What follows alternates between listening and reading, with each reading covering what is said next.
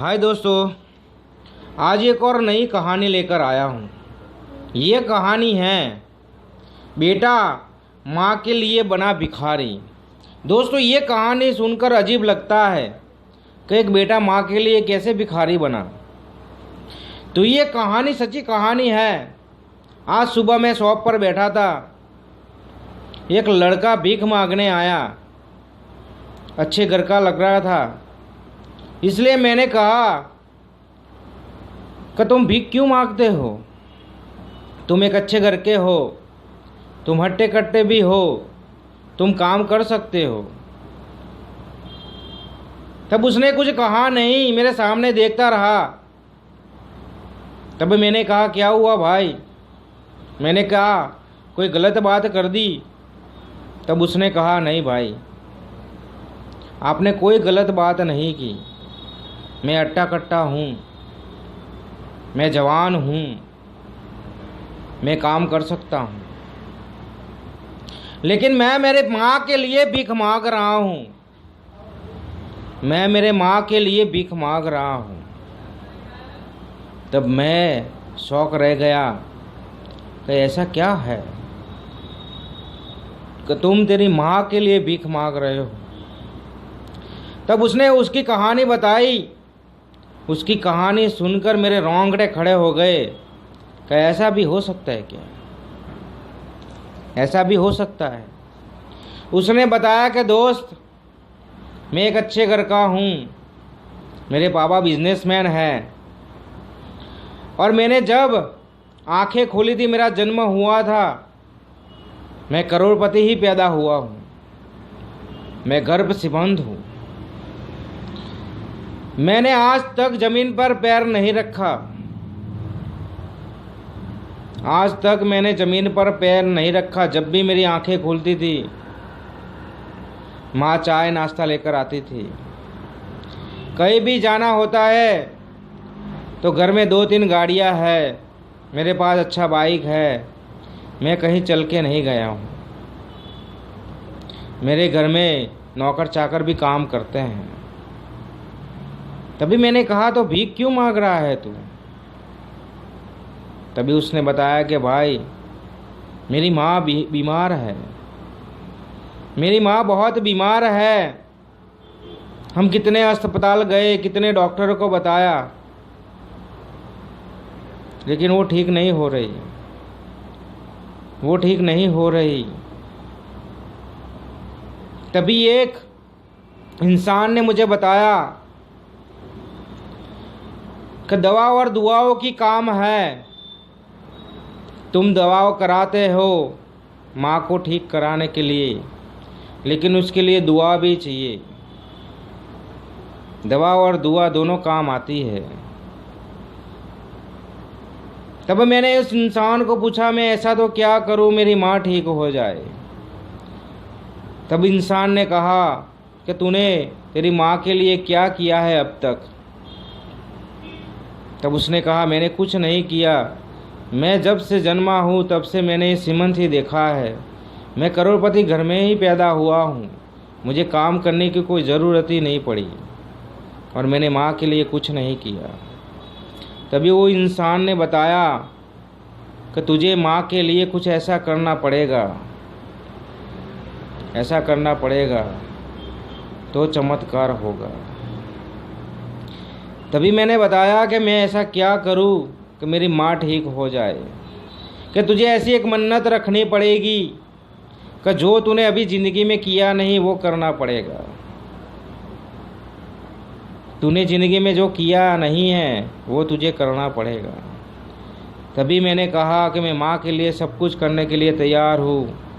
मैं अपनी जान देने के लिए तैयार हूँ। मुझे मेरी माँ चाहिए, मुझे मेरी माँ चाहिए। तब वो इंसान ने बताया कि तुझे भीख मांगनी पड़ेगी। हर घर घर जाकर भीख ना मांगनी पड़ेगी, हर दुकान जाकर भीख मांगनी पड़ेगी, और तुझे भीख मांग कर ही खाना है। ऐसी मन्नत मांगनी पड़ेगी।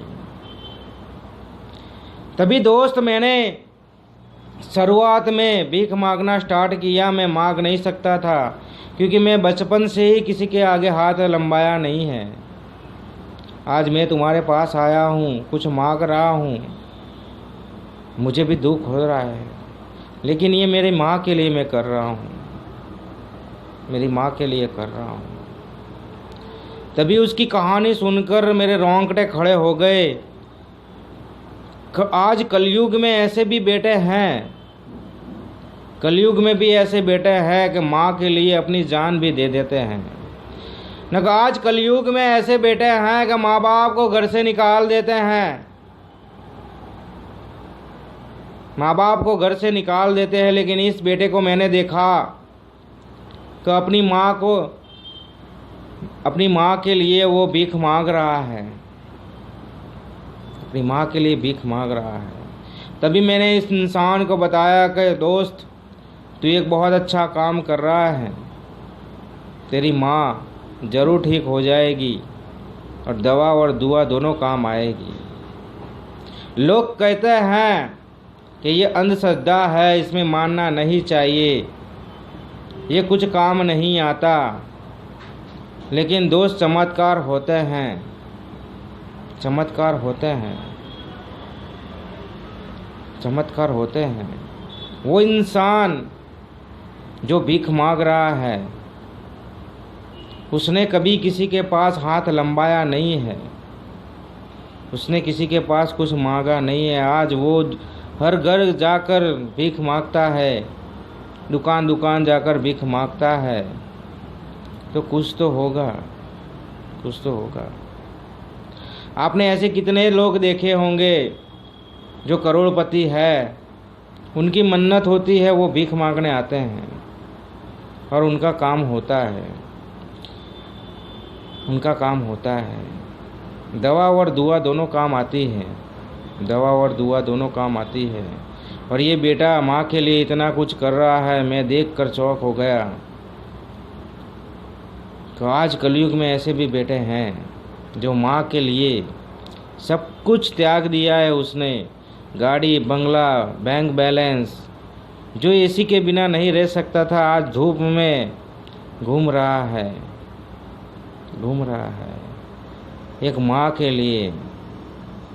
तो माँ होती है यार, माँ तो माँ होती है।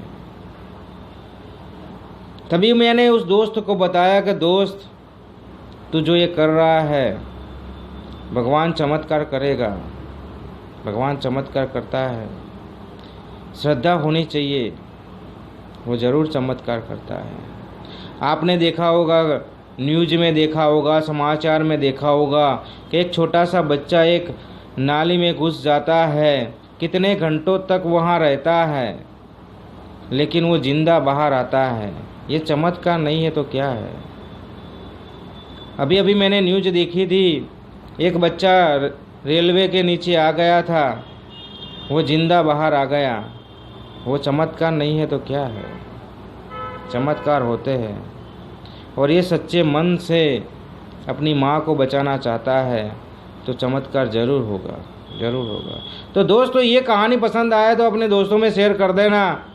और अपने माँ बाप आपके पास है तो आप नसीबदार हो, उनको परेशान मत करना, हैरान मत करना, क्योंकि बहुत नसीबदार हो, आपके पास माँ बाप है, बहुत नसीबदार हो। तो ये कहानी पसंद आए तो अपने दोस्तों में शेयर कर देना।